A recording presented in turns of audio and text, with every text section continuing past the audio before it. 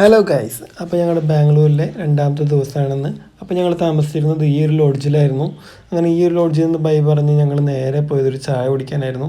ചായയിൽ നിന്നാണല്ലോ എല്ലാത്തിൻ്റെയും ഒരു തുടക്കം. അങ്ങനെ ചായ കുടിച്ച് കഴിഞ്ഞ് ഇന്നത്തെ നമ്മുടെ യാത്ര വരുന്നത് മൈസൂർ പാലസിലേക്കാണ്. അപ്പോൾ മൈസൂർ പാലസിലേക്ക് പോകാനായിട്ട് ആദ്യം തന്നെ ഞങ്ങൾ ബാംഗ്ലൂർ റെയിൽവേ സ്റ്റേഷനിലേക്കാണ് പോയത്. അങ്ങനെ ബാംഗ്ലൂർ റെയിൽവേ സ്റ്റേഷനിൽ ഞങ്ങൾ എത്തി. ഇവിടെ നിന്ന് ഏകദേശം ഒരു 10 മണിക്കായിരുന്നു ഞങ്ങൾക്ക് ട്രെയിൻ.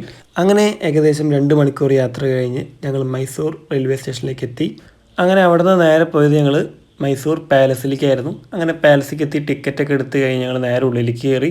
ഉള്ളിൽ കയറിയപ്പോൾ തന്നെ നല്ലൊരു വ്യൂ ആയിരുന്നു. അങ്ങനെ അത് കണ്ടു കഴിഞ്ഞ് ഉള്ളിലേക്ക് കയറി. അങ്ങനെ ഉള്ളിലത്തെ കാഴ്ചകൾ ഓരോന്നോരോന്നായി പിന്നീട് കാണാൻ തുടങ്ങി. അങ്ങനെ ഉള്ളിലത്തെ കാഴ്ചകളെ പറ്റി പറയുകയാണെങ്കിൽ നമുക്ക് സമയം പോകുന്നത് അറിയില്ല. കണ്ടാലും മതി വരാത്ത കുറേ കാഴ്ചകളുണ്ടായിരുന്നു അതിൻ്റെ ഉള്ളിൽ. അങ്ങനെ ഉള്ളിലത്തെ കാഴ്ചകൾ കണ്ടു കഴിഞ്ഞ് പുറത്തിറങ്ങിയപ്പോഴാണ് ഞങ്ങൾക്ക് വന്നതിൽ എന്തെങ്കിലുമൊക്കെ ഒരു തെളിവ് വേണ്ടേ. അപ്പോൾ അതിനായിട്ട് അതിൻ്റെ മുമ്പിൽ നിന്ന് തന്നെ ഞങ്ങളൊരു ഫോട്ടോ ഒക്കെ എടുത്ത് അപ്പോൾ തന്നെ ഫ്രെയിം ചെയ്ത് വന്നു. അപ്പോൾ എന്തായാലും മൈസൂർ പാലസ് കാഴ്ചകളോട് അവസാനിക്കുകയാണ്. അപ്പോൾ ഇനി എന്തെങ്കിലും പുതിയൊരു വീഡിയോ ആയിട്ട് വരാം. അപ്പോൾ ഓക്കെ, ബൈ.